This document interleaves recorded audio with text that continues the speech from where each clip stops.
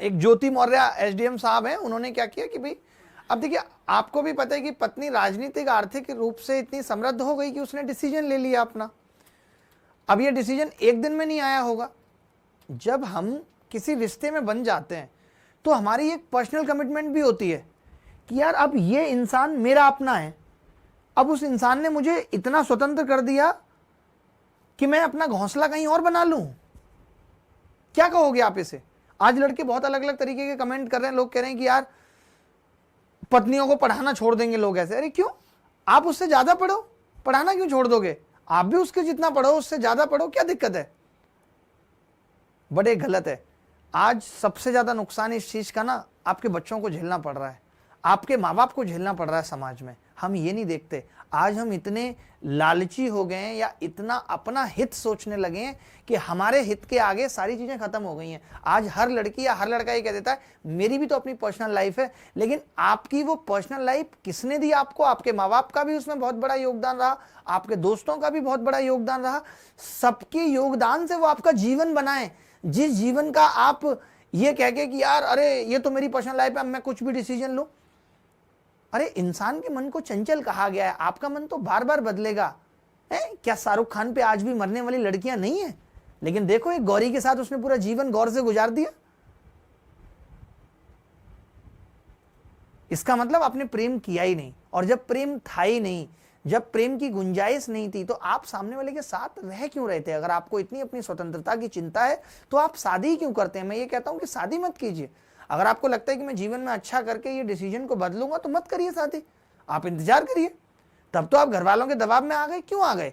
उस वक्त आपकी स्वतंत्रता कहां थी? तब आपने घर वालों को नहीं कहा कि अरे मेरी स्वतंत्रता है, मैं अभी शादी नहीं करूंगी, मुझे लड़का पसंद नहीं है और मैं चाहती हूं कि मैं एक बार एसडीएम बनूंगी और फिर मैं किसी कमांडेंट के साथ जाऊंगी। ये तो आप उस वक्त भी कह सकती थी। अब आप कहेंगे कि उस वक्त मेरे हाथ में चीजें नहीं थी, आज मेरे हाथ में चीजें, आज मैं इतने बड़े ओहदे पे बैठ गई हूं। तो ये आपने आपका ओहदा बोल रहा है, ये गलत डिसीजन है। आपको अगर लगता है कि आपके लायक कोई नहीं है तो मैं कहूंगा कि आप उसी वक्त डिसाइड करिए, क्योंकि किसी भी जिंदगी में आगे जाके, क्योंकि हम यहाँ इतने स्वार्थी हो जाते हैं कि हमें अपने बच्चे नहीं दिखते। उस बच्चे की क्या गलती थी जो एक माँ बाप का प्यार डिजर्व करता था या एक प्यार डिजर्व करती थी वो लड़की, और आप किसी और की हो गई? जिस उम्र में आपकी बेटी को ऐसे सपने देखने चाहिए थे, आप अपने सपने सजाने लगी। इसीलिए एथिक्स डाला गया आईएएस की प्रिपरेशन में। हमारे नैतिक मूल्य जीरो हो गए।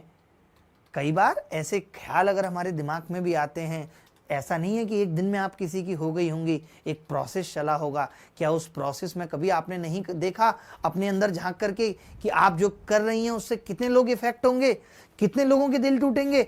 आज नहीं कल बदला लेता है, ईश्वर सजा देता है इस चीज की।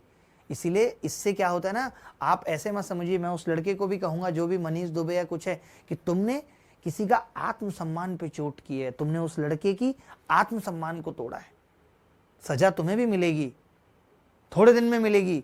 ऐसा नहीं कि हमेशा वक्त एक जैसा चलता रहेगा, वक्त बदलता है और सबको उसके उसके कर्मों का फल मिलता है। इसलिए जीवन में जो करना है सोच समझ के करिए, और उस लेवल पे करिए कि कल को ये चीज मेरे साथ होगी तो क्या मैं बर्दाश्त कर पाऊंगी या कर पाऊंगा, या मेरे साथ ये चीज होती तो मैं बर्दाश्त कर पाती या कर पाता। नहीं तो फिर आपको भी दूसरे के साथ नहीं करना है। बहुत गलत हुआ है जो भी हुआ है। खैर छोड़िए, मैं बस यही कहूंगा कि मत कीजिए शादी, कोई जल्दी नहीं है। आप क्यों पागल रहते हैं शादी के लिए? आराम से कीजिए, बट जब करिए तो फिर निभाना सीखिए उसको।